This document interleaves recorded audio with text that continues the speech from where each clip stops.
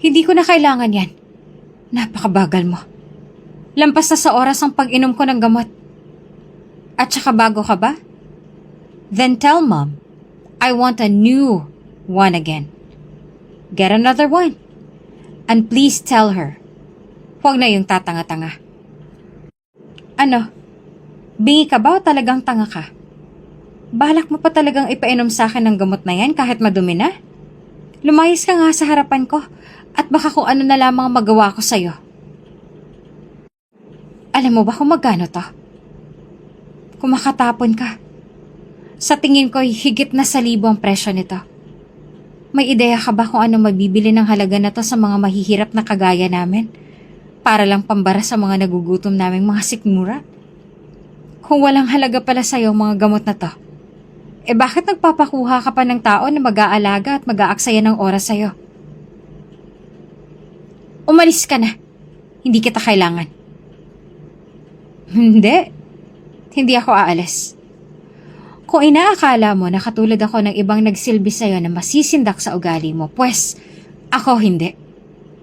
Kung lahat sila sumuko na sa'yo, pues ako hindi susuko sa'yo. Kung hindi mo kailangan ng tulong ko, pues ako kailangan ko ng tulong mo. Kaya please, inumin niyo na po ang gamot ninyo.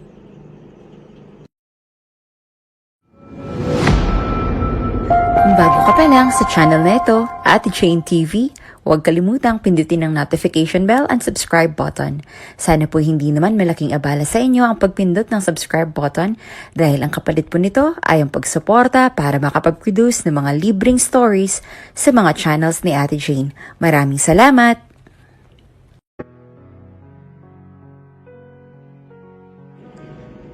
I don't wanna drink that medicine. Lumayas ka sa harapan ko. Hindi ko kailangan yan. Nagsusumiklab sa galit ang anak ni Doña Delilah na Sir Dylan sa dalagang si Carrie, kanyang personal caregiver. Sir, huwag na hong matigas ang ulo ninyo. Kailangan niyo hong inumin ito sa ayaw at sa gusto niyo. Inisasagot naman ni Carrie sa kanyang sir habang hawak-hawak ang ilang peraso ng mga tabletas upang ipainom kay Dylan. Isang anak ng labandera ang magandang dalaga na si Carrie na naninilbihan sa mansyon ng mga Cabrera. Pagmamay-ari ito ng biyuda na si Doña Delilah at ang solong anak na si Dylan na kasalukuyang nakaratay sa kanyang wheelchair sa loob ng ilang taon na rin, buhat nang ito'y maaksidente. Simula noong araw na yon ay hindi na muling nakapaglakad si Dylan dahil sa matinding damage na nangyari sa kanyang paa. Nawala na rin ito ng gana sa buhay at makihalubilo sa nakakarami, kaya halos sa loob na siya ng kanyang kwarto buong magdamag. Dahil sa masyadong kalasingan kaya niya natamo ang aksidenteng yon. Nakipaghiwalay sa kanya ang kanyang dating nobya na si Simona, kaya nawalan na siya sa sarili noong mga panahong yon. He even forgot his life after that dark version of himself from the past. Nabuhay sa galit at lagi na lamang nakasimangot. Nakailanghar na rin ang kanyang ina na si Doña Delilah ng mga licensed caregiver na mag-aalaga sa kanya. Ngunit ni isa sa mga ito ay walang nakakatagal dahil sa ugali ng binata. Isang araw napansin ni Carrie na hindi pa bumabangon ang ina mula sa pagtulog. Mag-aalas 7 na ng umaga at dapat sa mga oras na ito ay nasa mansyon na ang ina upang maglaba. Nay, hindi ho ba kayo papasok? Marahil ho'y naghihintay na ho sa inyo si Doña Delilah. Hindi ba sabi niyo marami pa siyang ipapalabas sa inyo ngayon? Mahinahong tanong ni Carrie sa ina at umupo pa sa tabi ng hinihigaan nito. Nako anak, mukhang hindi ko kakayaning bumangon ngayon. Masakit ang aking buong katawan. Para ba akong tatarangkasuhin? Nangihinang sabi ng kanyang ina. Hinipo naman ni Carrie ang kanyang mga palad sa noo ng ina. At doon niya na lamang nilalagnat nga si Ginang Teresa. Naku nay, ang taas ho ng lagnat ninyo. Huwag na nga ho kayong pumasok. Kung gusto niyo ho'y ako na munang sasalo sa mga trabaho niyo doon. Wala naman ho akong gagawin ngayon dahil sarado ang grocery store nila Aling Nilda. Kaya hindi na muna ako makakabantay ng tindahan ngayon. Nag-aalala lang sabi ni Carrie. Kaya mo ba anak? Marami-rami rin yun at baka hindi mo kayanin. Wika naman ni Ginang Teresa na balot ng kumot. Oho naman ay, kaya ko ho yun. Wala ho ba kayong bilib sa akin? Pati sayang ho ang kikitain ngayon, 'di ba? Pandagdag na din ho sa tuition fee sa susunod na pasukan. Muli nang hindi nagparamdam ang sponsor ni Carrie nung nasa 2nd taon siya ng kolehiyo. Huminto na rin ito sa pag-aaral dahil hindi na nila kaya pang tustusan ang kurso nitong nursing, kaya namasukan na lamang bilang isang tendera. Namasukan na lamang ito sa isang grocery store at pinilit na makaipon para makapagkolehiyo na siya sa susunod na pasukan. Aminado siyang malaki pang kulang sa kanyang naiipon ngayon dahil ang kurso na gusto niyang kuhanin ay nursing na alam naman niya na hindi basta-basta ang tuition kaya hindi na sila nagdodoble kayod na mag-ina kundi nagtitriple pa. Oh siya, sige anak, ikaw nang bahala. Ikaw na rin ang bahalang magpaliwanag kay Doña Delilah ha. Mabait naman yon at alam kong mauunawaan niya ako. Bago umalis si Carrie, sinigurado muna niyang nakakain ng ina at nakainom ng gamot nang sa ganon na hindi na siya mag-alala pa rito. Nang makarating sa mansyon ay agad siyang nagtungo sa kinaroroonan ng ilang mga kasambahay. Carrie, bakit ikaw ang nandito? Nasaan si Teresa? Tanong ng isang katulong. May sakit po si nanay kaya ako po munang pinapunta niya rito. Nasan po palang mga lalaban ni nanay? Ako na po maglalaba. Ganun ba? O siya, sige. Ang ibang mga damit dyan ay nasa washing area na. Ang iba naman na kay Doña Delilah pa. Halika, sasamahan kita sa kanya. Kusang sumama si Carrie sa kausap patungo sa sala. Hintayin mo na lang siya dito, Carrie ha. Sabi pa ni Manang Fe at saka iniwan na roon ang dalaga. Tahimik lamang si Carrie habang hinihintay ang matanda. Ilang minuto rin ang kanyang hinintay nang maisipan niyang tumayo muna upang pagmasdan ng mga litratong nakasabit sa dingding. Nang biglang maagaw ang kanyang atensyon ng isang ingay. Napatingin si Carrie sa direksyon kung saan ito nagmula at doon niya nakita ang isang matandang babae na nakahawak sa kanyang ulo na ang isang kamay at ang isa naman ay nakatuon sa lamesa na tila hinang-hina. Sa isip niya ay marahil ito si Doña Delilah. Mabilis niya itong nilapitan at tinulungan. Ma'am, ayos lang ho ba kayo? Marahan niyang inuupo ang matanda sa may upuan. Maraming salamat, Iha. Bigla akong nahilo. Mabuti na lamang at nariyan ka. Nakahawak pa rin si Doña Delilah sa kanyang ulo. Kumuha namang kaagad si Carrie ng isang basong tubig at saka pinainom sa matanda. Eto ho, uminom ho muna kayo. Iniabot niya ng isang basong tubig kay Doña Delilah. May gamot ho ba kayo na iniinom sa lula? Nasaan ho at kukunin ko para makainom kayo? Mahinahong tanong ni Carrie na labis na nag-alala sa matanda. Oo, Iha. Nariyan sa may cabinet sa tabi ng refrigerator. Makikikuha mo nga, Iha. Maraming salamat. Kaagad na tinungo ni Carrie ang sinabing direksyon. At nang makita ang medicine kit ay mabilis na itong bumalik sa kinaroroonan ni Doña Delilah. Binuksan ang medicine kit at saka hinanap ang gamot na para sa lula. May alam ka pala sa mga gamot, Iha. Tanong nito na pawang unti-unti nang umaayos ang pakiramdam. Oho. Dati ho ako nag-training sa Red Cross kaya kahit na papaano ho ay may alam ho ako sa mga medical related things. At isa pa ho, dati ho akong nursing student. Nakadalawang taon lamang ho ako dahil hindi na ho nagparamdam yung sponsor na dati nagpapaaral sa akin. Kaya huminto na lamang ho ako. Ito ho, inumin niyo na. Nakangiting nakikinig lamang ang matanda at saka ininom na ang gamot. Nga pala ho, ako nga po pala si Carrie. Anak ho ako ni Nanay Teresa. Tagalaban niyo ho rito sa mansyon. Tumitig naman sa kanya ang matanda na nanliit pa ang mga mata. Isinuot na ng matanda ang kanyang malaking salamin at saka pinasadahan ng tingin ng dalaga mula ulo hanggang paa. Abay, maganda pala talaga ang anak ni Teresa. Ikaw ba dapat ang maglalaba ngayon, Iha? Nakangiting tanong ng matanda matapos itong purihin ang aking ganda ng dalaga na unti-unti na ring umaayos ang pakiramdam. Opo, sana, Doña Delilah. Inaapoy ho ng lagnat ang nanay ko ngayon kaya ako na lamang ho nagpresenta na sumalo ng kanyang trabaho rito. Paliwanag naman ni Carrie. Patingin nga ako, iha, ng kamay mo. Utos ng matanda, sabay nagtatakang inilahad naman ng dalaga ang kanyang mga kamay sa harapan nito. Ibinaba pa bahagya ni Doña Delilah ang kanyang suot na salamin at saka tinitigan ng matalim ang mapuputi at makikinis ng mga kamay ng dalaga. Abay, napakaganda pala ng mga kamay mo, iha. Sa itsura nito ay parang hindi ka pa nakakapaglabas sa tanang buhay mo. Iniangat ng matanda ang kanyang tingin sa dalaga.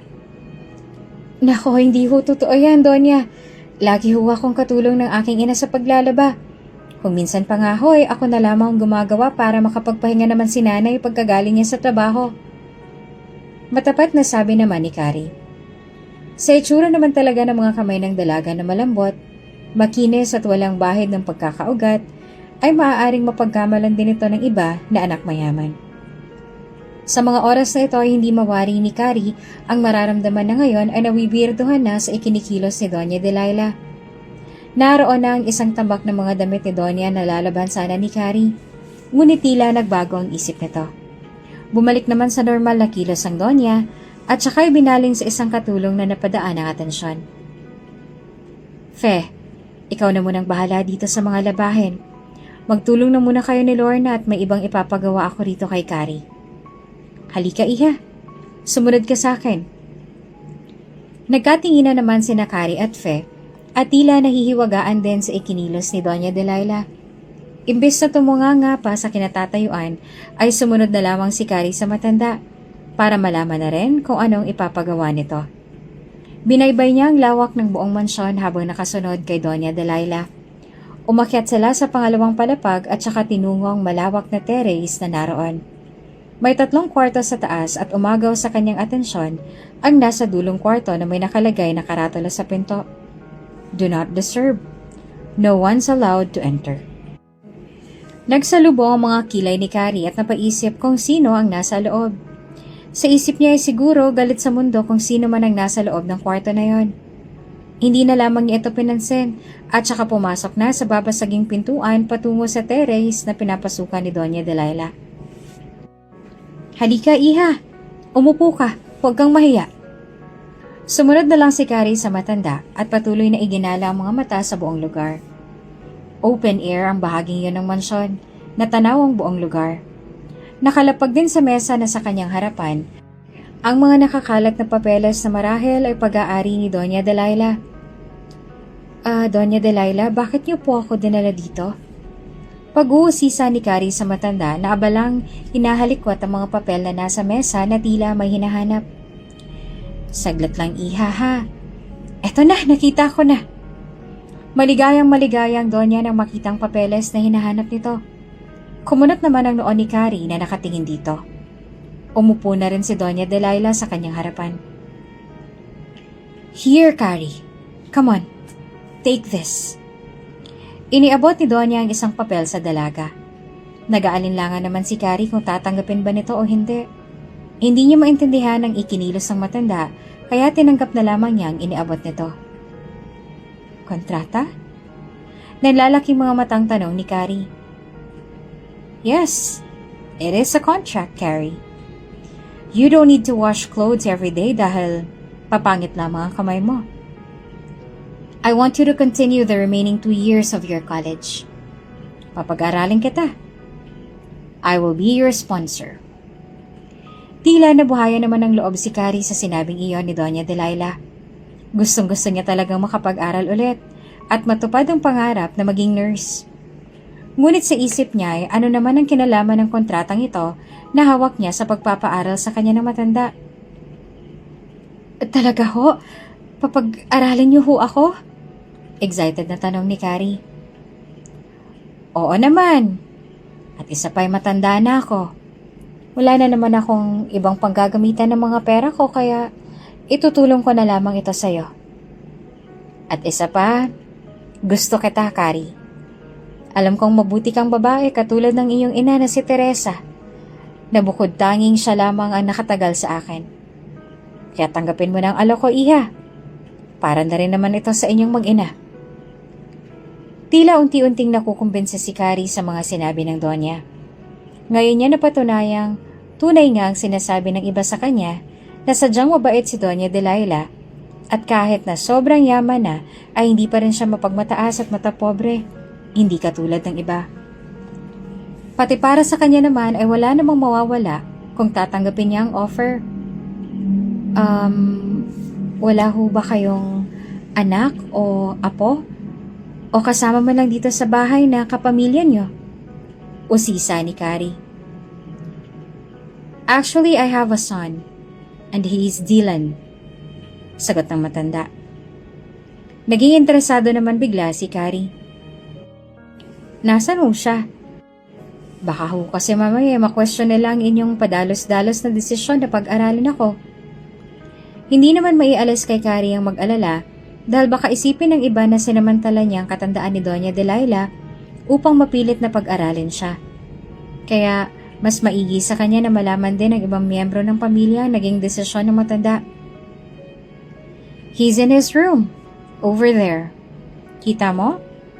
Yung may something na nakasulat sa pinto ng kanyang kwarto? Gumuso si Doña Delilah upang ituro ang direksyon ng kinaroroonan ng anak na si Dylan. Sinundan naman niya ito ng tingin tapos ito mangutango na lamang. Ah, kita ko na po. Kanya po pala yung kwarto na yon. Aniya.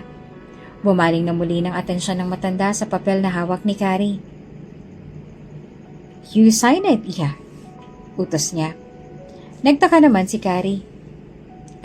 Eto ho? Kailangan pa ho ba talaga ng kontrata?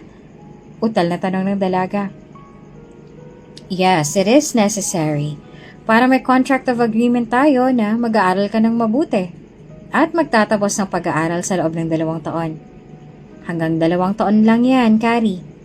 Kapag nakatapos ka na, wala na yung visa. Kaya sign it now. That's for your own good. Pagpupumilit ni Doña Delilah kay Carrie. Sa kagustuhan niyang makapagtapos ng pag-aaral ay wala na rin siyang nagawa kung hindi ang pirmahan na ang kontrata. Bago niya pirmahan ay binasa muna niya ang nakasaad dito, ngunit nakaligtaan niya ang nakasulat pa sa baba, kaya pinirmahan niya na ito alang-alang sa pag-aaral niya. Nang matapos pirmahan ay binalik niya itong muli sa Donya. Ito po, kinuha ito ng matanda at saka sinilip ang pirma. Bahagya itong gumiti at saka umangat muli ng tingin sa dalaga. This is good, Iha. You will have a brighter future ahead of you. I promise. Wala namang mapagsidla ng galak ni Doña Delilah at saka niyakap si Carrie. Kahit nawiwirduhan ay ginantihan niya rin ito ng isang mahigpit na yakap dahil sa likas na kabaitan ng matanda. I will give you a copy of this agreement, okay, Iha? I will give it tomorrow. Ang sekretarya ko na rin ang bahalang mag-enroll sa'yo. I am so excited for you, Carrie. Maraming salamat ho, Doña Delilah. Tamang-tama ho at sa 1 linggo ay pasukan na. Akala ko talaga hindi na ako makakaabot dahil kulang na kulang po ang pang-ipon namin ni nanay. Hulog ho kayo ng langit sa amin, madam. Maraming salamat po. Masayang-masaya si Carrie na umuwi, bitbit ang magandang balita para sa ina.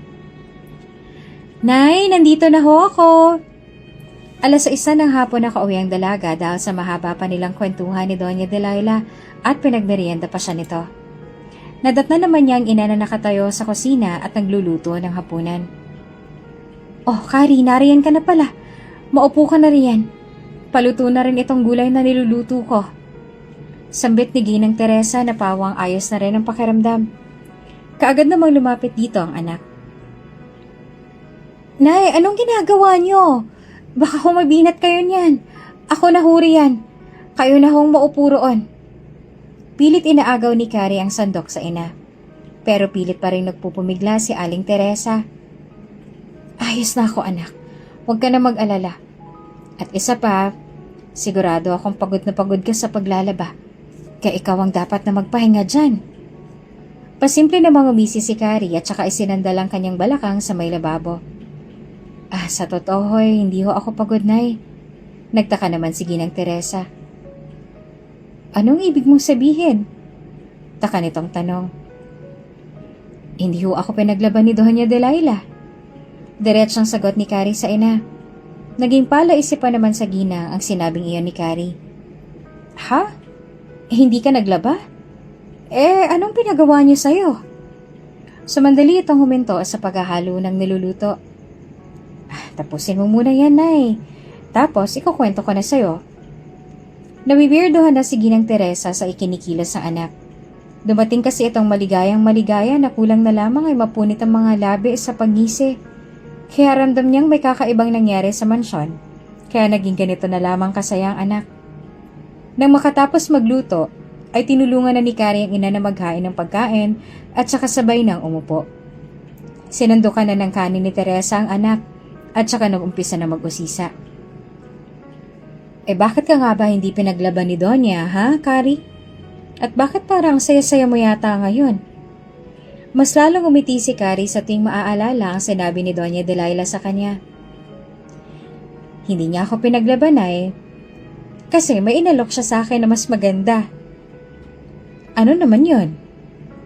Papag-aralin niya ako na ng kolehiyo. Sasagutin niya lahat ng gastusin ko. Maging ang allowance at uniform ay sagot na rin ni Doña Delilah. Hindi naman makapaniwala si Ginang Teresa sa inanunsyong iyon ng kanyang anak. Batid niya na mabait talaga si Doña Delilah. At minsan lang magkagusto sa tao. At dahil kilala naman niya ang anak na matulungin, mabait at malambing, ay marahil ito ang dahilan kung bakit nagustuhan ito ng matanda. Talaga, anak? Seryoso ba si Doña Delilah? Takang tanong ni Ginang Teresa. Mukha naman ho. Sa katunayan nga ho, may pinapirma siya sa akin kaninang contract of agreement na effective in 2 years habang nasa kolehiyo ko. Mawawala raw ang bisa nun kapag nakatapos na ako. Ano naman ang nakalagay sa agreement na yon? Binasa mo ba bago mo permahan? Usisa pa ng Ginang. Opo, binasa ko po bago ko permahan. Nakalagay lang po doon na bilang sukle sa kabutihan ni Doña Delilah ay kailangan kong mag-aral ng mabuti at matupad ang aking mga pangarap na maging nurse. Kailangan kong makapagtapos ng pag-aaral. Sa ibinalitang iyon ni Carrie ay nagkaroon ng bagong pag-asang mag-ina na makakaahon na sila sa kahirapan. Sobrang laki ng pasasalamat nila sa kabutihan ng matanda. Isang gabi bago ang opening of classes ni na Carrie ay pinapunta ng matanda sa mansyon si Carrie. Doon na rin siya pinagmumula ng pagpasok ng Donya para raw maihatid na ng sasakyan sa umaga. Pinayagan naman siya ni Teresa at sumang-ayon dito. Nang makarating siya sa mansyon ay nagtungo na kaagad ito sa terrace kung saan siya dati dinala ni Doña Delilah. Muli niyang nadaanan ang kwartong iyon ni Dylan na may nakasulat pa rin karatula sa pinto, ngunit gaya ng dati ay nilampasan niya lamang itong muli. Where's my medicine? Ang gamot ko nasa na? Buliw ng isang lalaki mula sa loob ng kwarto na kanyang nilampasan. Napabalikwas naman sa gulat si Carrie sa sigaw na iyon at sabay labas si Doña Delilah ng kwarto. He's mad again. Mabuti na lamang at narito ka na, Carrie. Come here. Pumasok ito sa kwarto ng matanda at saka nag-usisa. Si Sir Dylan ho ba yun? Yes, that's my son. He needs to take his medicine na because it's already 7 in the evening. Here, give it to him. Namutla naman ang dalaga sa utos ng matanda. Sa pagkakaalam niya ay may personal na caregiver ang lalaki, ngunit bakit sa kanya ngayon iniaabot ang gamot? Saglit lang ho. Bakit ho ako magpapainom sa kanya? Nagtaka namang tumingin ng matanda at saka kinuha muli ang kopya ng contract of agreement. Iha, hindi ba kasama yan sa pinirmahan mong kontrata? You will be my son's personal caregiver. Ito, did you read it? Muling ipinakita ni Doña Delilah ang kontrata kay Carrie at saka muling binasa ang nakasaad dito. Nang mapasadahan niya na ang tapat na kasunduan tungkol sa pagiging personal caregiver niya ng binata ay biglang kumunot ang kanyang noo sa pagtataka. Pero parang wala naman ho ito nung nakaraan. Sigurado ho ba kayo, Doña Delilah? Oo naman. And I badly needed you right now. You know, I'm too old and weak para alagaan pa ang aking anak. He needs your help. I admit that natatakot na rin ako sa kanya dahil sa paiba-iba ng kanyang mood. But he's still my son. I just need someone na makakapagpapabalik ng dating sigla niya. That's why I hired you. At naniniwala akong magagawa mo yon, Carrie. I trust you. Ramdam ni Carrie ang sinseridad sa mga mata ng matanda, ngunit hindi maialis sa kanyang mainis. Dahil pakiramdam niya ay nahihipnotismo lamang siya ng matandang nung una silang magkausap, na may kapalit palang alok nito na pag-aralin siya. At ito ay magsilbi sa matapang at kinakatakutan ng lahat na si Sir Dylan. Please, Carrie, take this meds and give it to him. Sige na, pumunta ka na sa room niya. Bumagsak na lamang ang balikat ng dalaga at saka naglabas ng mabigat na hangin at wala na magawa kundi sundin ng Donya dahil unang-una ay isa ito sa kasunduang permado niya. Oh, sige ho, pupuntahan ko na ho siya. Nagdadalawang isip man si Carrie na humakbang patungo sa kinaroroonan ng lalaki, ay wala pa rin siyang pamimilian dahil nakasalalay dito ang pag-aaral at pangarap niya. Nang matunton niya na ang harap ng silid, ay nagbuntong hininga muna ito at saka kumatok. Sir Dylan, maaari ho ba akong pumasok? Dala ko na ho ang gamot ninyo. Kabado niyang tanong. Ilang segundo rin siyang naghintay ng sagot mula sa loob, nang biglang gumalaw ang doorknob. Walang nagbukas at sumalubong sa kanya. Pero marahil, ito ang paraan ng lalaki para sabihin na pumasok na siya. Marahang pinihit ni Carrie ang doorknob at saka dahan-dahang pumasok na sa loob. Pagkapasok niya ay bumungad sa kanyang isang lalaking nakatalikod na nakaupo sa wheelchair. Madilim ang buong silid. Tila ayaw ni Dylan ng liwanag. Magulo rin ang mga gamit at nakakalat ang ibang mga papahel sa sahig.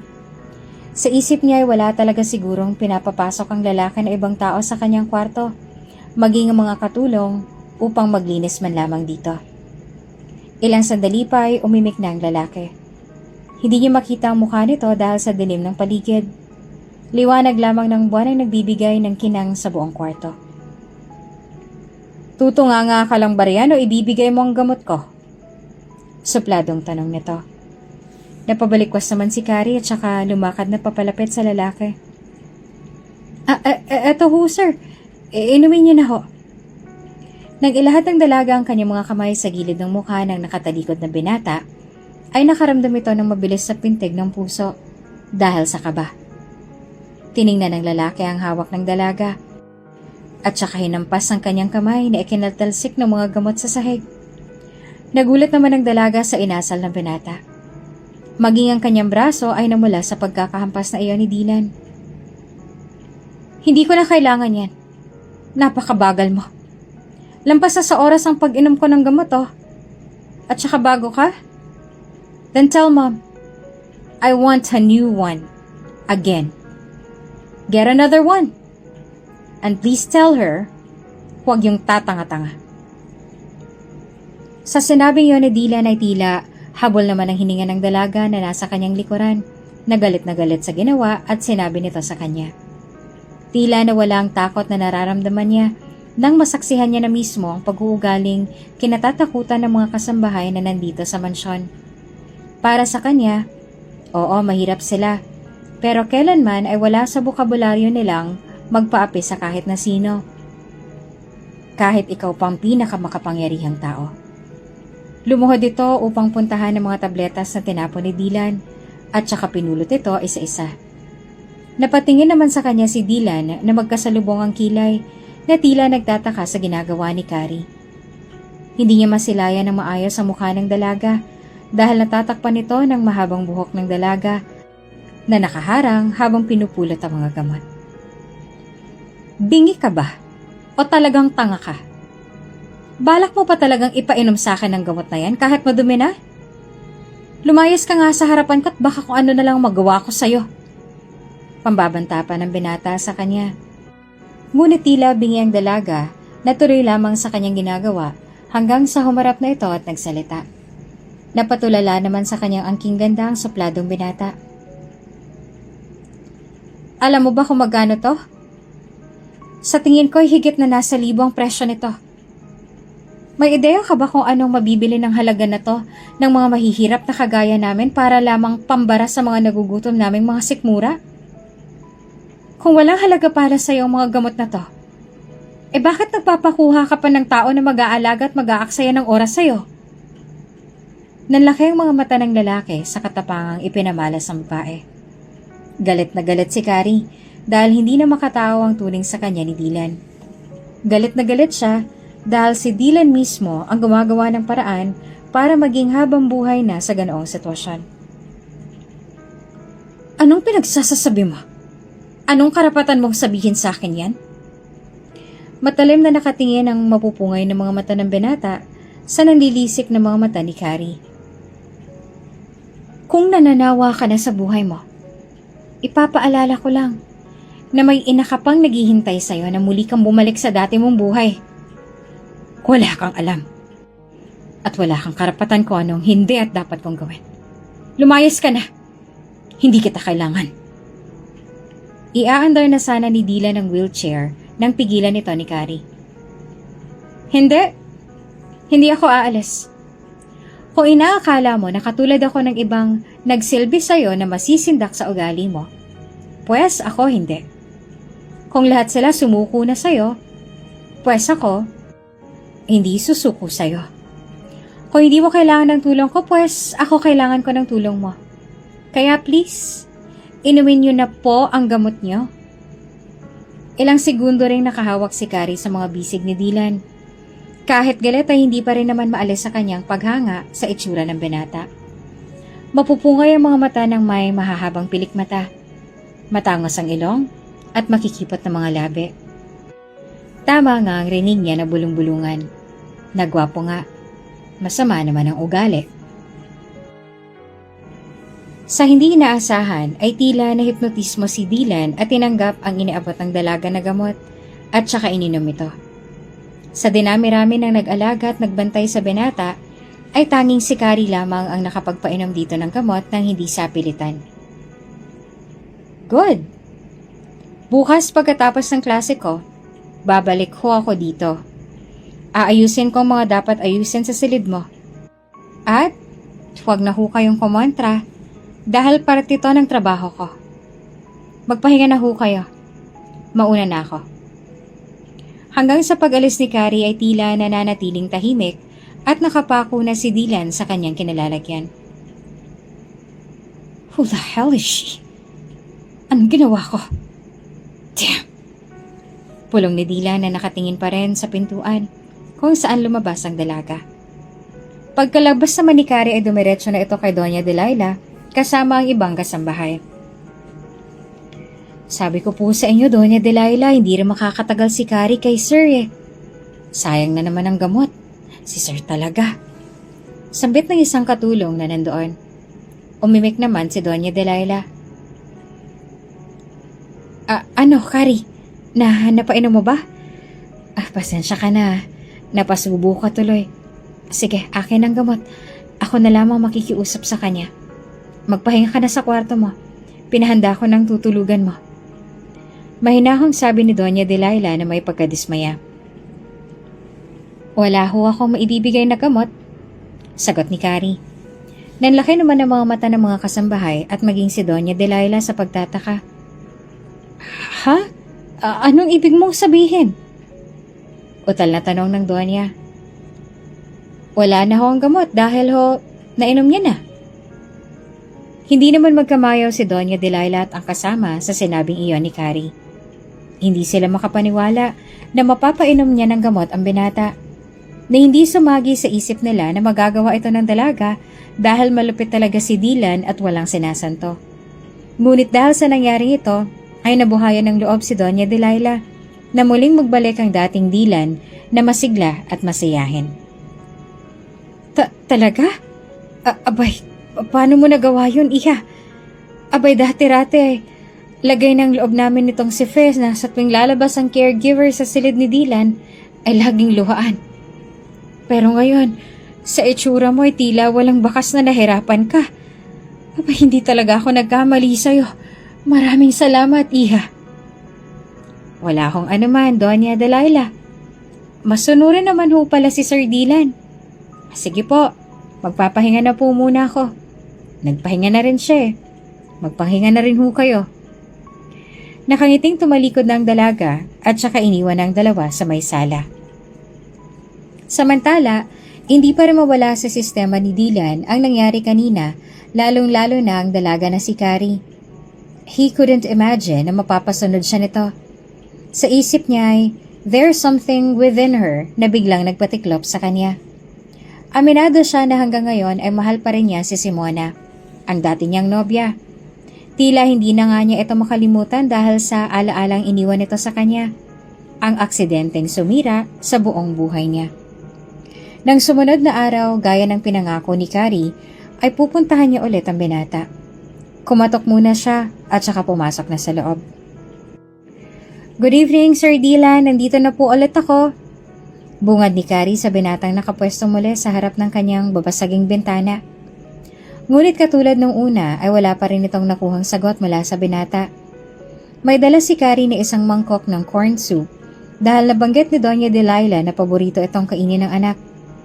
Inilapag niya ito sa may maliit na babasaging mesa malapit sa kinaroroonan ni Dylan. Nilampasan lamang ito ng binata ng tingin at nanatili pa rin nakatingin sa labas ng bintana. Hinila naman ni Carrie ang isang upuan at saka pwesto sa gilid ni Dylan. Kain ka na, sir. Kailangan mong kumain para makabawi ka ng lakas. Napatingin naman si Carrie sa platong may lamang kanin at ulam na wala man lamang kabawas-bawas. Sa isip niya, marahil ito ay kanina pang tanghali at hindi na namang kumain si Dylan. Sige na sir, kainin niyo na to. Hindi na nga ho kayo na ng halian tapos hindi pa kayo maghahapunan. Sige na po, kain na kayo. Pagpupumilit ng dalaga ngunit tila bingi pa rin si Dylan. Mahirap hamuin, mahirap suyuin. Just give me my meds then you can leave. Mariing utos nito sa dalaga. Mariin namang sinalungat ito ni Carrie. Ay hindi po kayong pwedeng uminom ng gamot nang wala man lamang laman ng sikmura ninyo. At saka, hindi po ba kayo nadidiliman sa kwarto nyo? Mukhang uulan kaya walang gasinong liwanag ngayon ng buwan. Sabi pa ni Carrie. Hindi mo ba ako narinig? Iwan mo na lang ang gamot ko, tapos umalis ka na. Nagmamatigas pa rin si Dylan. Ilang taon na rin na nakalipas buhat ng mga aksidente, ngunit sariwa pa rin ito sa kanyang alaala. Mahirap pa rin umusad na akala ng lahat ay madali lang para sa kanya. Halos lahat ng naging caregiver niya ay nagmakaawa na sa kanya para lamang sumunod ito sa gusto ng tagapag-alaga. Ngunit ang totoo ay wala talagang tunay na nakakaunawa at nakakatagal sa kanya sa mga panahong ito. Maging si Doña Delilah hindi na rin malapitan ng anak dahil maging ito ay may pinagdadaanan na rin. Madalas na nakakalimot, tanda ng sakit na Alzheimer's. Pilitin man at gustuhin man ni Dylan na tulungan ang sarili, ngunit wala na siyang nararamdamang lakas, maliban sa awa at habag. Narinig ko ho kayo, hindi po ako bingi. Iiwan ko lamang po ang gamot na to, kung kakainin niyo ang aking niluto para sa inyo. Kapag sumubo kayo kahit ilan, maaari na kayong uminom ng gamot. Kahit kaunti lang po, para magkalaman man lamang ang sikmura ninyo. Ngunit kahit anong pilit niya ay nakatulala pa rin sa kawalan si Dylan. Sa mga puntong ito ay tinitigan ni Carrie ng maigi ang itsura ng lalaki. Tunay na napakagwapo niya. Mukhang anghel ang itsura.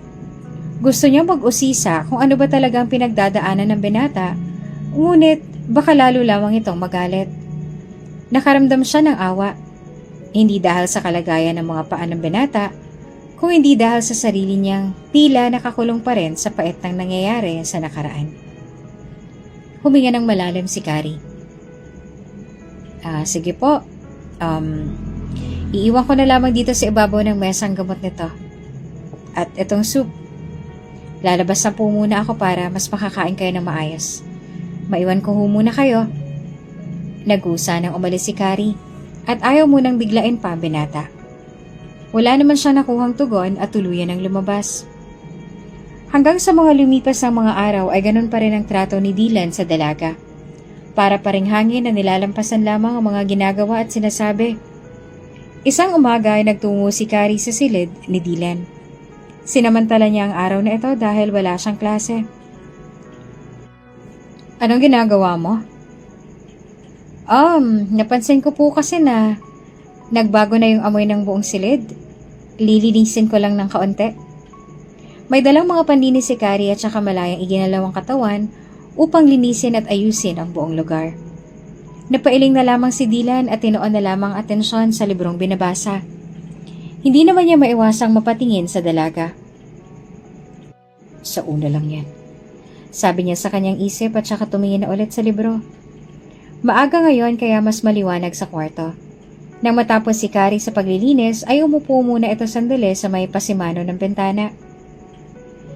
Ang ganda ng panahon. Malapit nang mag-summer. Gusto mo bang lumabas? Diretsong tanong ni Carrie kay Dylan na pawang walang pakialam sa sinasabi niya. Whatever. Sagot ni Dylan. Ano? Tara. Ako bahala sa'yo. Kahit saglit lang. Para maarawan ka naman. Hindi ba malinaw sa'yo na ayaw ko nakausap? O talagang nagtatanga-tangahan ka lang? Oo, tama ka. Siguro nga tanga ako. Tanga ako dahil nandito pa rin ako at sinusuyo ka. Kahit ayaw mo naman sa akin. Ang tanga ko, no? Pero yun ang katangahan na gusto ko. Yung proud pa ako dahil alam ko may kubuluhan ang ginagawa ko. Tumingin si Carrie sa may bintana. Simula nang mawala si tatay dahil sa aksidente, nawalan na rin ang gana si nanay. Yun yung time na akala ko hindi na namin malalampasan. Ilang taon ko rin hindi makausap si nanay dahil syempre, nawalan kami ng padre de pamilya at naging mahirap para sa amin ang umusad. Pero hanga ako kay nanay. Sa kabila ng mga pinagdaanan namin, yung pangungulila niya kay tatay, naramdam ko hanggang ngayon, ay hindi pa rin nawawala sa kanya. Nananatili pa rin siyang matatag. Lumalaban pa rin siya. Ngumingiti at nagpapatuloy. Siyang pinakahihinahangaan ko sa lahat. Nangingilid ang mga luha ni Carrie habang kinukwento ang kanyang nakaraan. Hindi niya namamalayang nakatitig na rin sa kanya si Dylan. Ngumingiti siya, pero sa loob niya, nadudurog na siya. Paano niya nagagawang magpanggap sa nararamdaman niya para lang masabi sa sarili niyang malakas siya at okay siya? Sa tingin mo ba, mababago ng isang ngiti lamang ang malalim na sugat na nakaukit sa kanyang puso? Ganun ba yung gusto mo?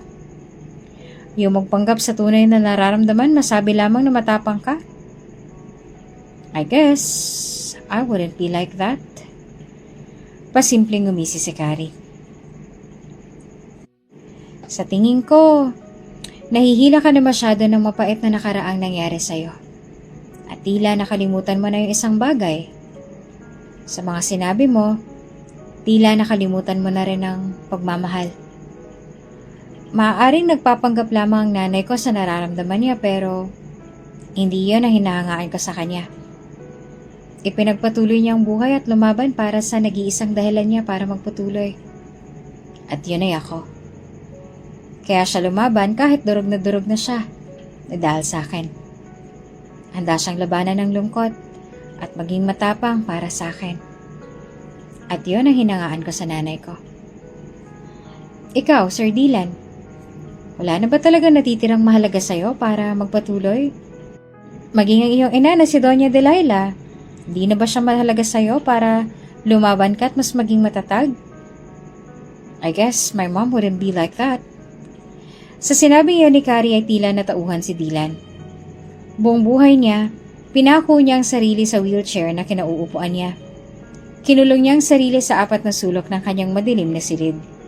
At itinali niya ang sarili sa pait ng kahapon na nangyari sa kanya. Kalahati ng kanyang isip ay nagsasabing huwag makinig kay Carrie. Ngunit ang kalahati naman ay nagsasabing tama nga ito. He still have his mom. Ni hindi niya nga ito nakakamusta o nakakausap man lamang.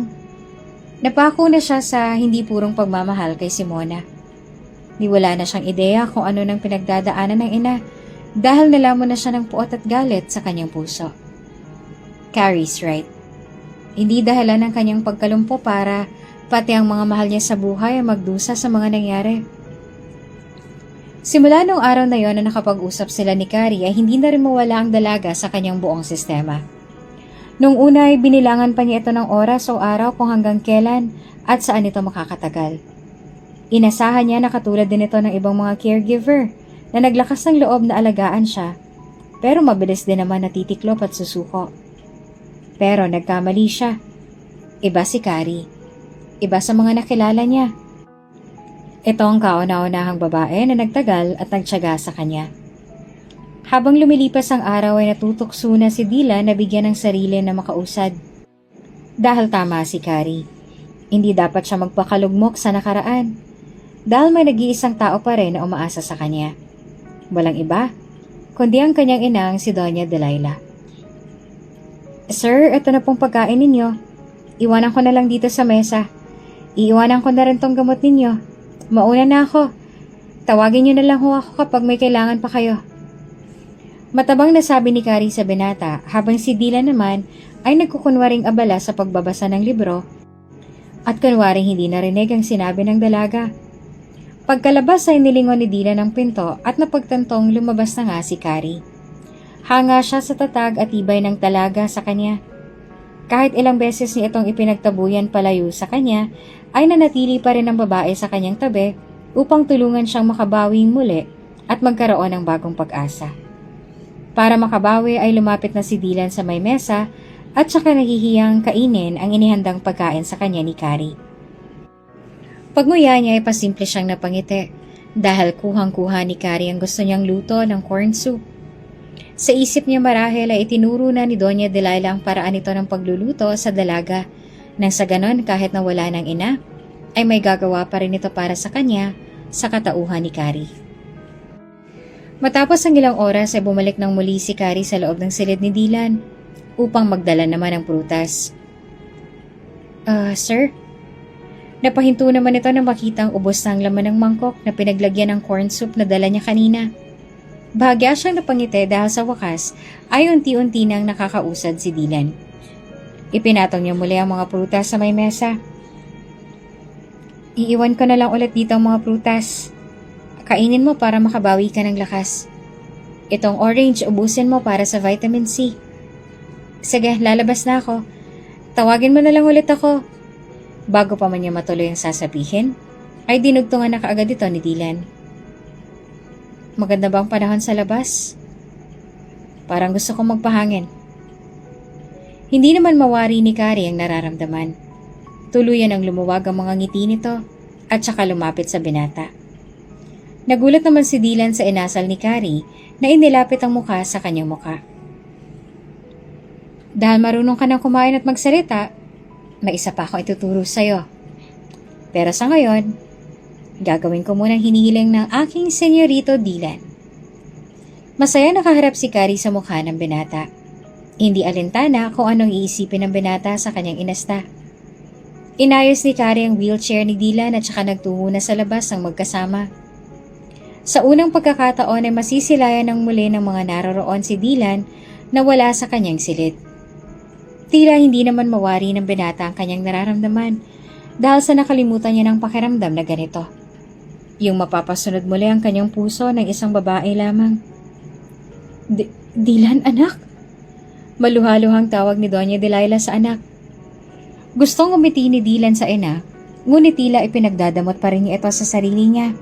Hindi pa niya maibigay ng buo ang sarili sa mga taong kinalimutan niya para lamang kay Simona. Naunawaan naman ito ni Doña Delilah at ang mahalaga sa kanya ngayon ay unti-unti nang nakaka-recover ang anak sa nangyaring trahedya. Namiss mo? Nakangiting tanong ni Carrie kay Dylan habang mabagal na tinulak ang wheelchair nito papuntang garden.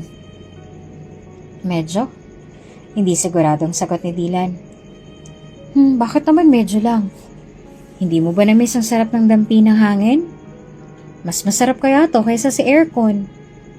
Hindi mo ba namiss ang mga tao rito sa labas? Ang mommy mo?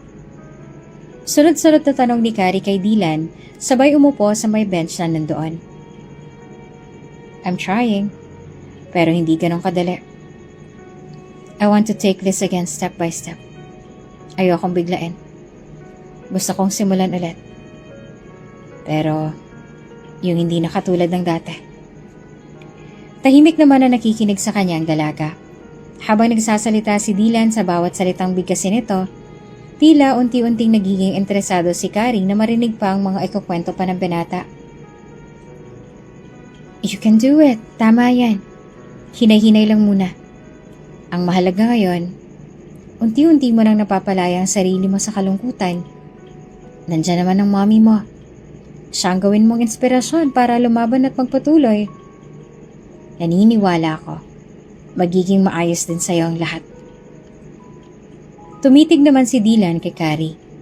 Nagsalubong ang kanilang mga paningin. Punong-puno ng pag-asa ang kanilang mga mata. Nga pala, bukas may pupunta ritong therapist. Kailangan mo mag-undergo ng therapy para mas mabilis ang recovery mo. Sabi nila ilang beses ka na raw pinuntahan ng therapist. Pero ilang beses ka ring tumanggi. Pero dahil nandito na ako, kailangan mo nang sumunod. Hindi na pwedeng ikaw ang masusunod, okay?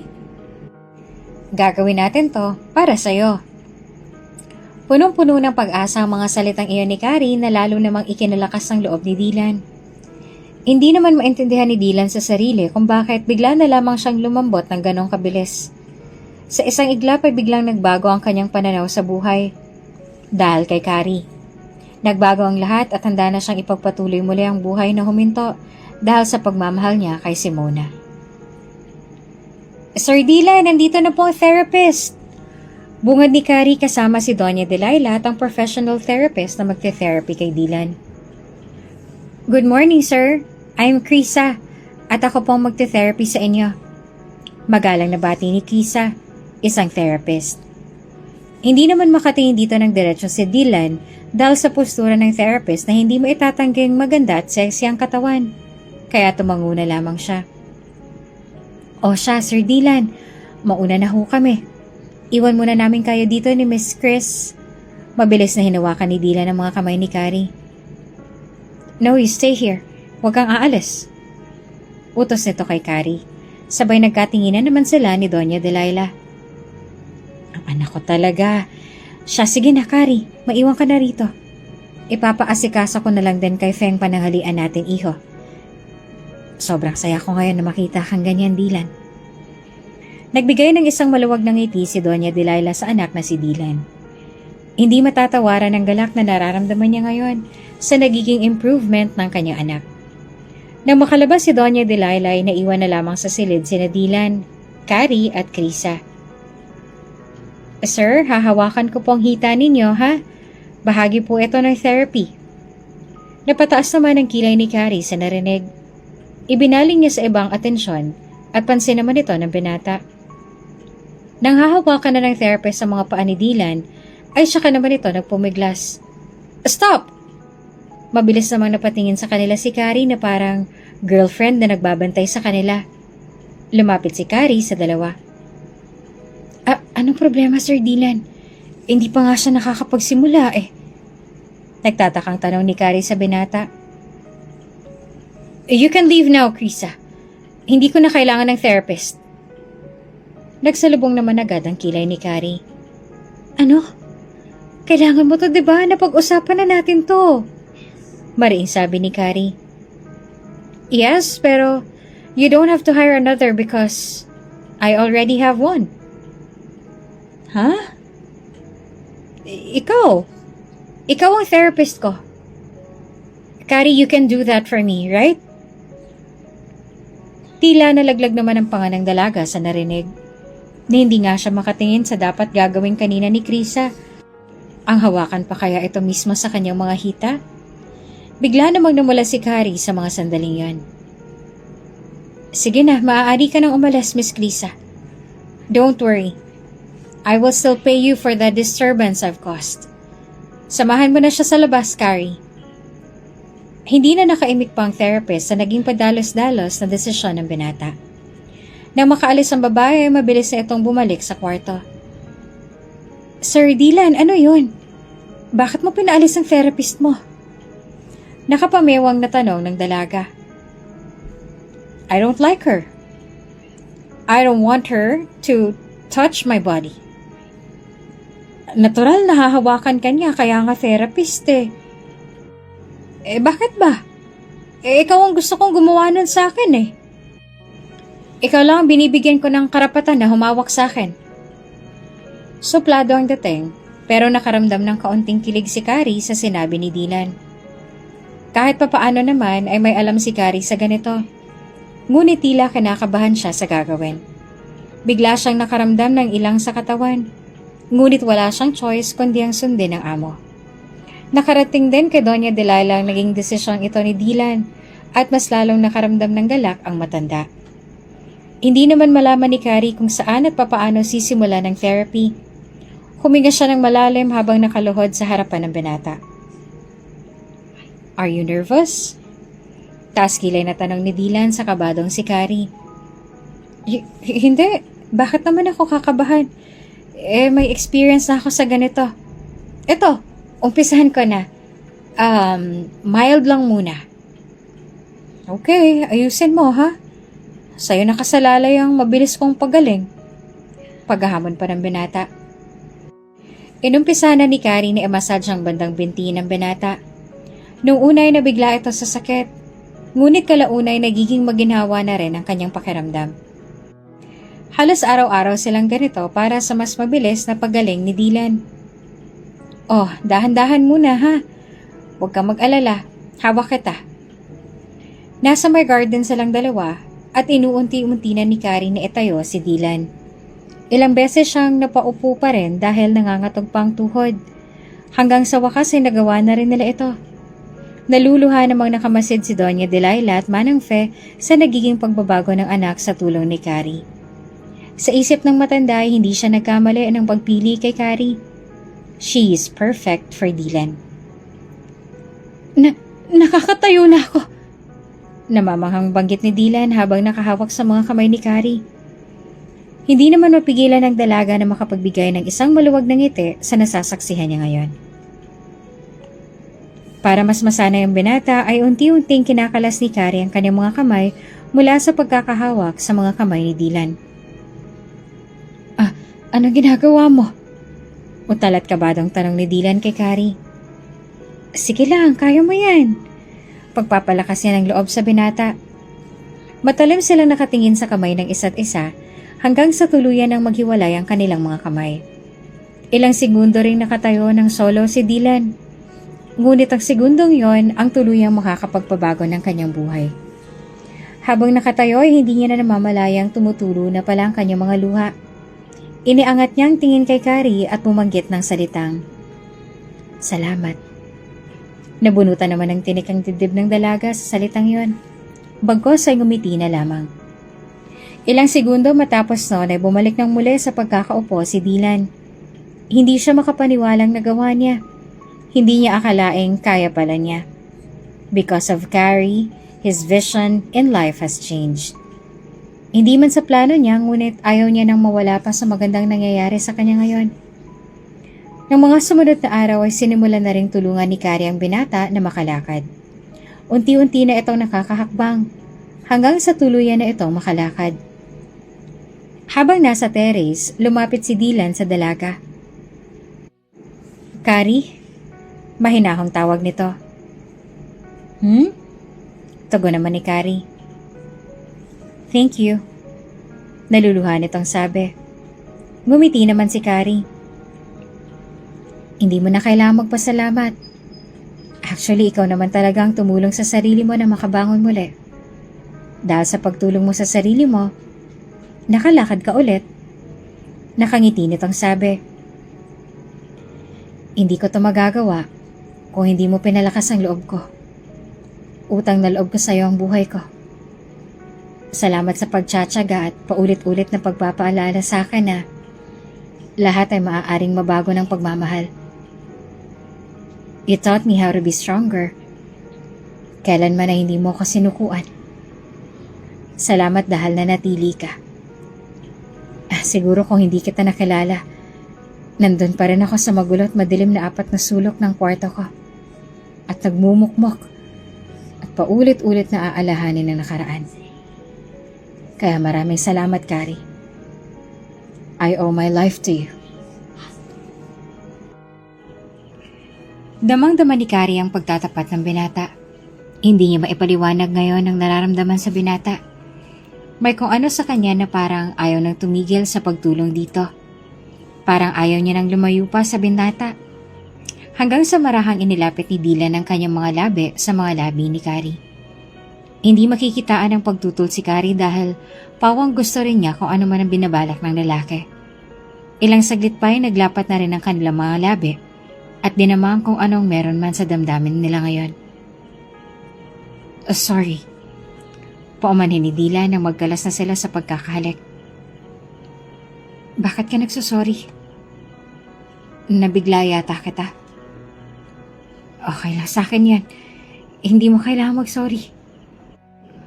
Umupo na lang sila na magkatabi sa my couch. Nga pala, pwede ko bang malaman kung anong naging dahilan kung bakit ka na-aksidente? Tanong ni Kari habang nakahilig ang ulo sa balikat ni Dylan.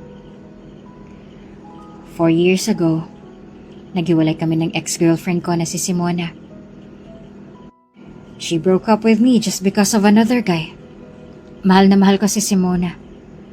Halos sa kanya lamang umikot ang mundo ko. Ni sariling pangarap ko ay kinalimutan ko na just for her.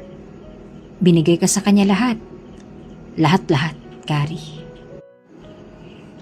Lahat na halos wala nang matira pa para sa sarili ko.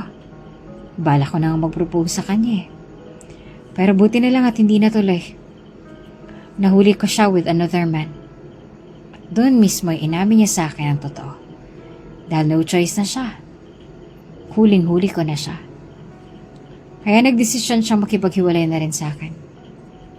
Alam mo ba, sa sobrang pagmamahal ko sa kanya, sinabi ko sa kanyang handa akong kalimutan ang nakita ko. Ako lang ang piliin niya.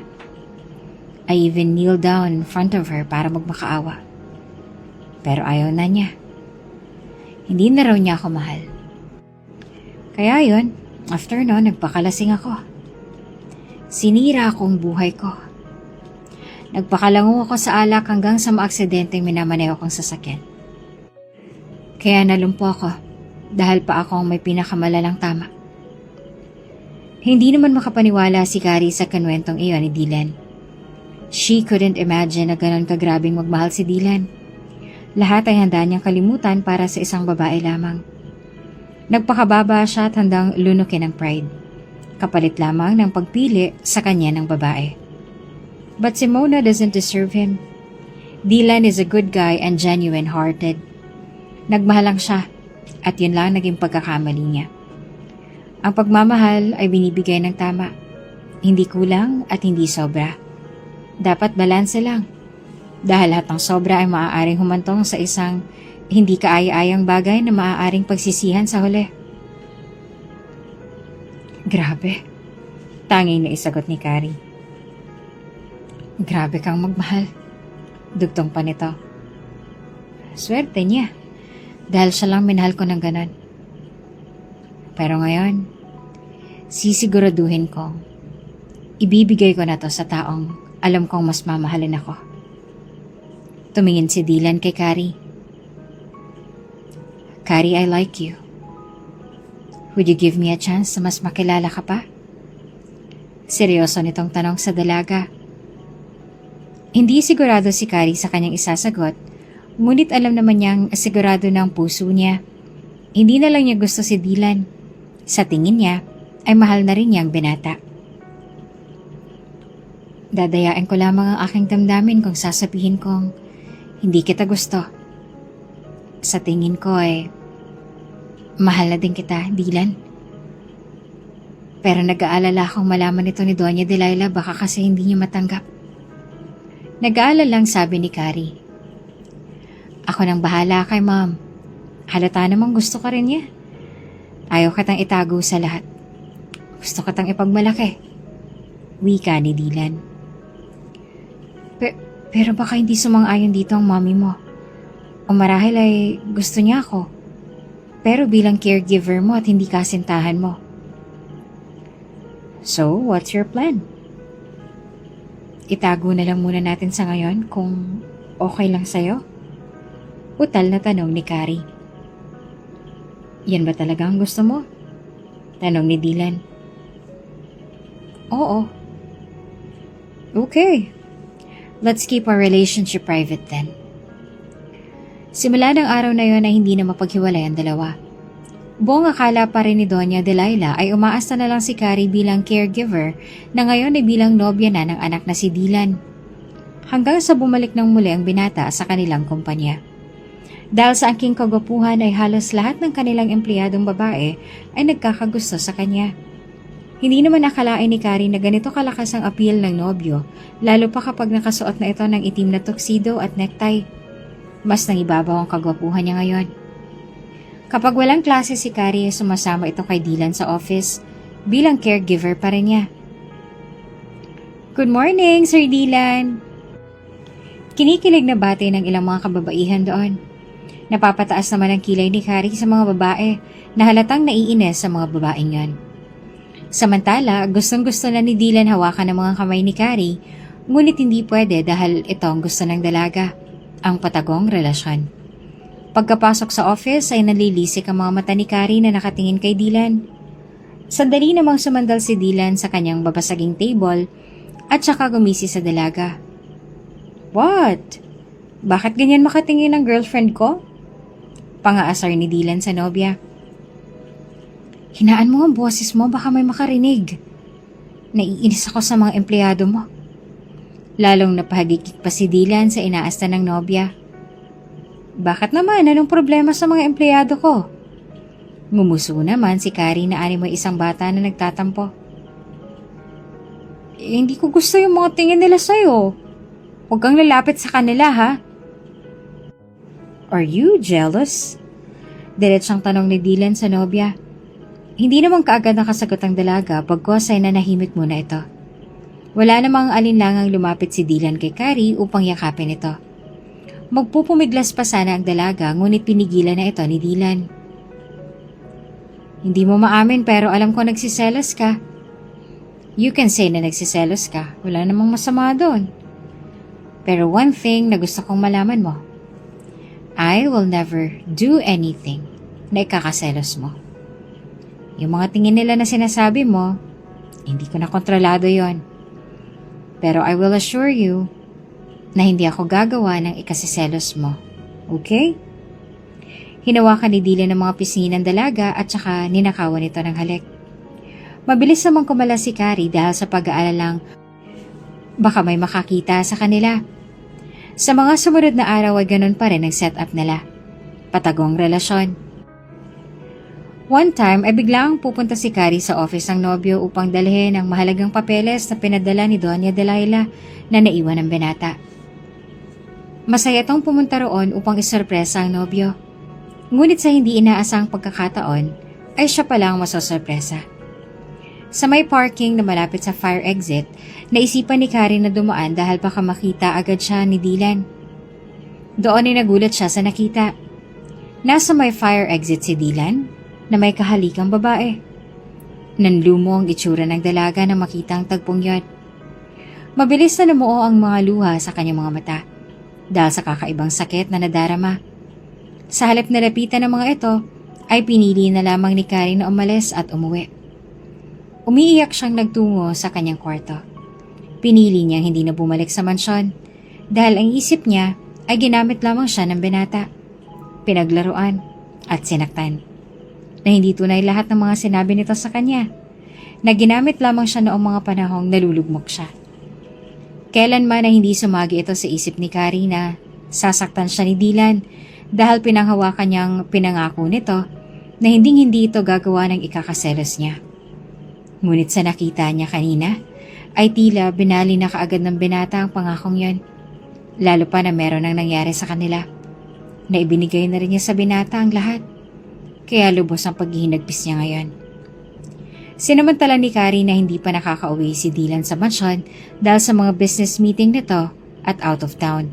Kaya nagtungo rin ito upang kuhanin ang iba niyang mga gamit at upang makapagpaalam na rin ng formal kay Doña Delilah. Ngunit kilala niyang matanda. Hindi siya basta-basta nitong papayagang umalis nang walang sapat na dahilan kung kaya't gumawa siya ng paraan. Carrie, padalos-dalos naman yata ang desisyon mo. Hintayin muna natin ang pag-uwi ni Dylan. Pauwi na rin yon. Sambit pa ni Doña Delilah kay Carrie habang nakatitig sa kasama nitong doktor. Hindi ko na ho siya mahihintay, Doña Delilah. Patawarin niyo ho ako sa naging desisyon ko. Buo na ho ang loob ko at nagpapasalamat ho ako sa mga naitulong niyo sa akin. Ikakasal na ho kami ni Chris. Kaya nga kailangan ko na hong sumama sa kanya. Hindi naman makapaniwala ang matanda sa sinabi ni Carrie. Wari nagtataka siya dahil buong akala niya ay nagkakamubutihan na ang anak na si Dylan at Carrie. Kaya ganito na lamang ang naging reaksyon ng matanda sa sinabi ng dalaga. Sigurado ka ba sa desisyon mo, Iha? Seryoso nitong tanong sa dalaga. Opo, mahal ko ho si Chris. Kaya handa akong talikuran ang lahat para sa kanya. Patawarin niyo ho ako, Doña Delilah. Sa loob ng maikling panahon na kayo ay nakasama, itinuring ko na kayong pangalawa kong magulang. Tuluyan ang bumagsak ang mga luha ni Carrie. Napamahal na ho kayo sa akin at kayong kauna-unahang tumanggap at nagtiwala sa kakayanan ko. Hindi ko kayo makakalimutan. Tatanawin ko ho itong isang malaking utang na loob. Mahigpit na niyakap ni Carrie si Doña Delilah nang lumuluha. Humarap sa kanyang matanda. Isa kang mabuting bata, Carrie. Matayog ang mga pangarap mo at may mga natatanging bagay na meron ka na wala sa iba. You're special and one of a kind. Napamahal ka na rin sa akin, Iha. Hindi kita makakalimutan. Tandaan mo yan. Mag-iingat ka sa pupuntahan mo. Muli itong niyakap ng matanda ng puno ng pagmamahal. Ilang sandali pa ay hindi na rin siya nagtagal at mabilis nang umalis sa lugar. Nang makalayo-layo na sa mansyon ay doon na naghiwalay sina Chris at Carrie na magkaibigan lang pala. Bumalik nang muli si Carrie sa kanilang bahay habang hinihintay na siya doon nang inang katatapos lamang mag-impake. Handa ka na ba, anak? Sigurado ka na ba? Hindi mo man lang ba papakinggan ang mga paliwanag ni Dylan? Mahinahong tagot ng ina. Hindi na, Hunay. Sapat na akong paliwanag yung nakita ko. Ayoko na rin siyang makita dahil lalong sumasakit at lumalalim yung sugat. Inahon ko siya sa kanyang pagkakalunod na hindi ko namamalayang ako na palang lumulubog. Ang sakit, Nay. Ang sakit-sakit. Hindi ko matanggap.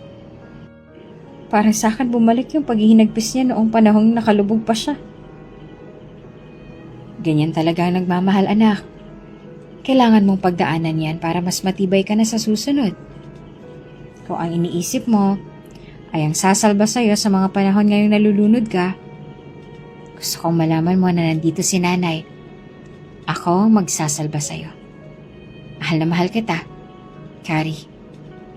Ikaw ang aking naging kahinaan at lakas. Ikaw ang nag-iisang dahilan kung bakit mas pinili ko magpatuloy at lumaban dahil sa'yo. Ikaw ang sumalba sa akin, anak.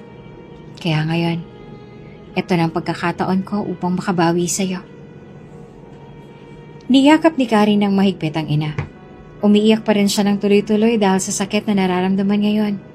Mahal pa niya si Dylan, pero nasasaktan siya at ngayon lamang nasaktan ng ganito ang kanyang puso. Bumalik sila sa Mindoro kung saan talaga sila nakatira. Samantala, sa mansyon naman ay dumating na si Dylan. Kahit hindi pa nakakapagpahinga, ay mabilis itong tinakbo ang taas kung saan naroroon ang kwarto ng nobyang si Carrie. 9:00 na ng gabi at alam ni Dylan na walang klase ngayon ng nobya, kaya ito kaagad ang kanyang hinanap. Nang makapasok siya sa silid ng nobya ay wala na halos lahat ng gamit nito. Bumilis ang kabog ng dibdib ni Dylan na sa mga oras na yon, kung kaya't mabilis siyang nagtungo sa kanyang ina. Mom, where's Carrie? Wala siya sa kwarto niya. Wala rin ang mga gamit niya. Huminga naman ng malalim ang matanda at hindi alam kung paano ito ipapaliwanag sa anak. Minsan ang nalugmok ang anak dahil sa babae, kaya natatakot siya na mangyari ulit ito. Halika, iho. Tabihan mo muna ako. Utos ng matanda sa anak. Kaagad namang sumunod si Dylan. Iho, Umalis na si Carrie. Mahinahong sabi ni Doña Delilah. Nanlaki naman ang mga mata ni Dylan sa sinabi ng ina. What? Hindi niya magagawa yon. Hindi niya nga ako tinawagan o kinausap man lang. Saan daw siya pupunta? Seryosong tanong ni Dylan. I don't know. Wala siyang sinabi. Basta ang sinabi lang niya ay magpapakasal na siya. Napasigaw si Dylan sa pagtataka. Paano ikakasal si Carrie siya naman ang nobyo nito? Lalo tuloy naguluhan si Dylan sa nangyayari. Actually, kasama niya kanina yung doktor na nobyo raw niya. Magpapakalayo-layo na raw silang dalawa. Sinabi ko nga na hintayin kanila bago umalis, ngunit nagmamadali na sila. Gulong-gulo si Dylan ngayon at hindi mawari ang nararamdaman. Hindi niya lubos maisip kung bakit ito nagawa sa kanya ng dalaga, ni hindi niya alam ang tumatakbo ngayon sa isip nito. Kung galit sa kanya ang dalaga ay wala naman siyang maisip na dahilan para maramdaman niya ito sa kanya. Maliban na lang sa naging halikan nila ni Simona ng dati niyang nobya. Hindi niya ginusto ang halik na iyon, bagkus ay mabilis siyang kumawala rito at sinisigaw rito na may nobya na siya at mahal na mahal niya si Carrie. Sa isip niya ay paano ito makikita ng dalaga, wala naman si Carrie sa lugar nang mangyari yon. Hindi pa rin maisip ni Dylan ang posibleng dahilan at sinubukan niyang kontakin ng dalaga ngunit hindi na active ang number nito. Sinubukan niya ring puntahan sa tinitirahan nila ngunit may iba nang umuupa roon. Walang pagkakitaan si Dylan. Hindi niya alam ang gagawin. Gusto niyang malaman kung bakit bigla na lamang naglaho ang nobya ng parang bula at iwanan ito nang wala man lamang pasabi at paliwanag. Hanggang sa mamatay si Doña Delilah ay walang Carrie na lumitaw. Abot-abot ang sama ng loob ni Dylan sa dalaga. Doon niya masasabing wala pa ring pinagkaiba sa ibang babae si Carrie. Makasarili rin at manluloko. Umasa siya na iba si Carrie ngunit isa pala iyong pagkakamali na nagtiwalang muli sa dalaga. Matapos ang mga nangyaring yun ay pinagpatuloy na lamang ni Dylan ang buhay. Han, saan mo gusto tayong magpakasal? Garden wedding? Beach wedding? Where? Saan mo gusto? Tanong ni Simona sa nobyong si Dylan. Nakabalikan muling sila at buong loob muli itong tinanggap ng lalaki. Para sa kanya, wala namang masama kung bibigyan niya muli ng isa pang pagkakataon ang kanilang nasirang relasyon ni Simona. At isa pa ay 1 taon na rin ang nakalilipas, kaya oras na para mag-settle for good na siya. Hindi na rin naman nagparadam pa si Carrie sa kanya, kaya wala nang saysay pa kung ipipilit niya ang relasyong si Carrie na mismo ang unang tumapos at sumuko. Kahit saan, Hon. Ikaw na lamang ang pumili. Kung saan ang gusto mo ay doon na lang din ako. Okay, Hon. Ako nang bahala rito. I love you, Dylan. Malambing na sambit ni Simona sa nobyo, ngunit tanging ngiti na lamang ang isinukli nito sa nobya.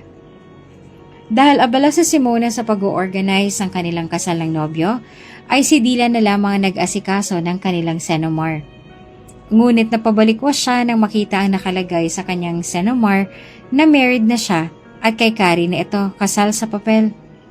Nagtaka si Dylan sa nalaman. Hindi matutuloy ang kasal nila Simona kung married nang nakalagay sa senomar. Gagawa siya ng paraan para maayos yon. Ipinahanap niya sa kanyang mga tauhan ang kinaroroonan ni Carrie para mag-file ng annulment. Sir Dylan, nakita na ho namin si Ma'am Clary. Sabit ng isa sa kanyang mga tauhan. Nabuhayan naman ng loob ang binata sa binalitang iyon ng tauhan. Nakaramdam ito ng galak ngunit mabilis rin nabawi nang maalala niya ang ginawa sa kanya ng dalaga. Good. Now tell me where she is. Matalim na tanong ni Dylan sabay lagok sa wine na iniinom. Sa Mindoro, sir. Doon na siya naninirahan kasama ang mga anak. May 3 na rin itong anak at hindi na nagtuloy sa pag-aaral. Sagot ng tauhan. Mas tumindi ang galit na nararamdaman ni Dylan para sa dalaga. Sa isip niya ay siguro lumandi na ito sa iba habang sila pa, kaya 3 na kaagad ang anak. Hindi niya kailanman mapapatawad ang ginawang iyon ni Carrie. Okay, ihanda niyang sasakyan ko. Pupunta na tayo doon ngayon. Mabilis na nagdesisyon si Dylan para matapos ang lahat. Para makapamuhay na sila ng maayos, masaya, at mapayapa kasama ang kanika nilang pamilya. Buong loob na umalis si Dylan patungo sa kinaroroonan ng dating nobya. Hindi na siya umaasang magkakaayos o magkakabalikan pa sila dahil noon pa lamang ay si Carrie na ang unang sumusuko. Nang makarating sa maliit na baryo sa May Mindoro ay doon bumungad sa kanya ang namamayat na si Carrie. Ibang-iba sa itsura niya dati. Naabutan niya itong aligaga sa pag-aalaga ng kanyang mga anak na triplets pala. Mag-isa na lamang si Carrie at wala namang kakatulong sa lahat ng gagawin. Dahil ilang buwan lamang nakalipas ay pumanaw na ang kanyang ina na si Teresa. Lumapit si Dylan kay Carrie at laking gulat ng babae nang makita ang dating nobyo. Dylan? Nauutal na bungad ni Carrie. Napatingin naman si Dylan sa triplets na hindi maitatangging kamukha niya. Ano nangyari sa'yo, Carrie? Maluhaluhang tanong ng lalaki. Kanina lamang sa biyahe ay puno ng galit ang puso niya. Ngunit ngayon ay biglang nagbago at mabilis na napalitan ng awa. Bakit ka ba biglang umalis? Anong nangyari sa'yo? At yung mga bata, bakit kamukha ko? Ang ibig sabihin ba nito namuo ang palaisipan ngayon kay Dylan. Ngayon ay sisiguraduhin niyang maririnig niya ang katotohanan bago siya umalis sa lugar. Pigil-pigil ni Carrie ang kanyang mga luha na matalim pa rin nakatitig sa mga mata ni Dylan. Oo, tama ang hinala mo, Dylan. Anak mo ang triplets. Inilihim ko ang aking pagbubuntis dahil sa sama ng loob ko sa'yo. Doon ay nagsimula na si Carrie na unti-unting sabihin ang totoo. Hindi totoo magpapakasal ako. Umalis ako dahil nasaktan ako, Dylan. Hindi mawala sa aking sistema ang mga tagpong yan. Nung nakita kitang may kahalikang ibang babae sa may fire exit, biglang gumuho ang mundo ko nun. Kaya napagdesisyonan kong lumayo na muna sa'yo at umalis nang walang paalam. Nagulantang naman ang mundo ni Dylan sa narinig.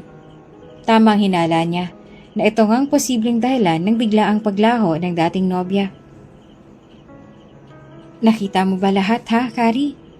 Nakita mo ba kung paano ko ipinagtulakan si Simona papalayo at halos isigaw sa kanya na hindi ko na siya mahal at ikaw ang mahal ko? Marahil ay hindi dahil nang ibabaw sa'yo kaagad ang galit at biglang nawala ang tiwala sa akin. Naniwala ka kaagad base sa nakita lamang ng iyong mga mata, kaya ipinagkait mo rin sa akin ang pagkakataon na magpaliwanag at depensahan man lamang ang aking sarili. Mahal na mahal kita, Carrie. Bakit hindi mo maramdaman yon? Bakit ka nagdududa? Bakit hindi mo pinaniwalaan? Hinanap kita sa kung saan ngunit hindi na kita matagpuan. Bakit mo ginawa yon? Nagsimula nang tumulo ang mga luha ni Dylan. Kung pinalampas ko yon, sasabihin mo ba siya sa akin? Diba hindi? Pinalampas ko ang ilang araw para sabihin mo sa akin yon. Pero pinili mo pa rin itago. Paano ako magtitiwala kung alam kong naglilihim ka na sa akin? Masisisi mo ba ako? Ha, Dylan? Akala mo ba magiging madali sa akin? Hindi, Dylan. Hindi. Mahal na mahal kita. Kung alam mo lang. Wala akong ibang minahal maliban sa'yo. Mahal na mahal kita. Kaya pinili ko na lamang na umalis hanggang sa iwan na rin kami ni nanay. Ubos na ako, Dylan. Hindi ko na alam. Hindi ko na alam ang gagawin ko. Humagulhol sa iyak si Carrie at bigla nitong niyakap si Dylan. Muli nilang naramdaman ang bawat tibok ng kanilang puso na tila nagkakasabay na sa bilis. Hindi nila may tatangging mahal pa rin at may pakialam pa rin sila sa isa't isa. Nang malaman nila ang side ng bawat isa, ay nag-uusisa na si Carrie kung bakit narito ang lalaki at naisipang hanapin siya. Wala na namang choice si Dylan kung hindi ang aminin ng totoo. The truth is, I'm here to make an annulment with you. Nagtaka naman si Carrie dahil kailanman ay hindi naman sila naikasal ni Dylan. Ano? Annulment? Hindi naman tayo kasal. Gulat na tanong ni Carrie. Ikakasal na dapat ako kay Simona, diba? Ngunit nang mag-ayos na ako ng Senomar, ay doon ko nakita at nalamang married na ako. Sa'yo. Malakas ang kutob ko na may kinalaman dito si Mommy kaya pinahanap kita para sa annulment. Huminga ng malalim si Carrie at saka matapang na sumagot. Ikakasal ka na? At gusto mo ang perma ko para matuloy yun? Okay. Ibigay mo sa akin ang annulment paper at pipirmahan ko na. Matapang na utos ni Carrie kay Dylan. Mabilis namang tumanggi ang lalaki. Oo, yun ang bala ko nung hindi pa kita nakikita. Ngayon ay buo na ang loob ko. Hindi ako magpapakasal kay Simona dahil ikaw naman talaga ang mahal ko. Kayo ng mga anak kong pinipili ko. At gusto kong bumalik kayo sa mansyon para doon na tumira, kasama ko. Matapang na nanindigan si Dylan upang ipaglaban ang kanyang mag-ina. Batid niyang ito rin ang gustong mangyari ng kanyang yumaong ina, kaya maninindigan na siya ngayon. Ibabalik niya sa mansyon ang kanyang mga pag-aaral, at iyon ay ang kanyang mag-ina. Sa ayaw at gusto mo, ikaw talagang asawa ko sa papel. Maging sa puso ko, kaya please, Carrie, huwag ka nang tumakbo muli palayo sa akin. Kayo ang buhay ko, ng mga anak ko. Sa isip ni Carrie kung si Doña Delilah nga ay may gawa nito, ay mali pa lang naging hinala niya noon na baka hindi siya matanggap ng matanda para sa kanyang anak na si Dylan. Pero paano si Doña Delilah? Alam ba niya? Nag-aalalang tanong ni Carrie. Bigla namang nalungkot ang mukha ni Dylan. She died. Almost a year na.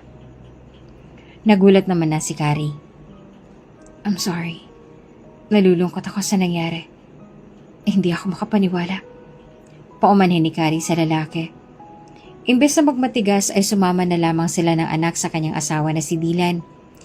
Inayos na rin ni Dylan ng gusot na nagawa kay Simona at nakipaghiwalay na rito. Wala na rin namang magawa si Simona dahil kasal na sa papel sina Carrie at Dylan, kaya hindi na siya makakaapila pa. At isa pa ay wala naman na talagang pagmamahal sa kanya ang lalaki at naaawa na lamang dito at dala ng lungkot at galit kay Carrie noon kaya niyaya na magpakasal sana si Simona. Nang maayos na ang lahat ay sinimulan na ring ayusin ni Dylan ang magiging kasal nila ni Carrie sa simbahan. Sigurado na siya kay Carrie. Nung una pa lang niya itong nakita sa kanyang kwarto at naglakas loob na alagaan at sakyan ng masamang ugali niya noon ay nakuha na siya ng dalaga. Nakuha na siya ng tapang at lakas ng loob nito. Kaya hindi niya na inalis ang kanyang paningin kay Carrie. Nag-isang dibdib sila kasama ang tatlong mga anak at saka doon sumumpa sa harapan ng altar. Tunay na kapag nasa mahika ka ng pag-ibig, marami na ring balakid ang susubok sa pagmamahalan ninyo. Titibok ang puso sa taong alam niyang gusto niyang makasama sa habang buhay. Matuturuan mo ang isip, pero ang puso ay hindi. Kaya sina Dylan at Carrie, gaano man sila sinubok ng panahon, lalo na ang kanilang pagmamahalan, ay mananatili pa ring mangingibabaw ang pag-ibig dahil ito ang dahilan kung bakit aksidenteng nagtatagpo ang bawat puso.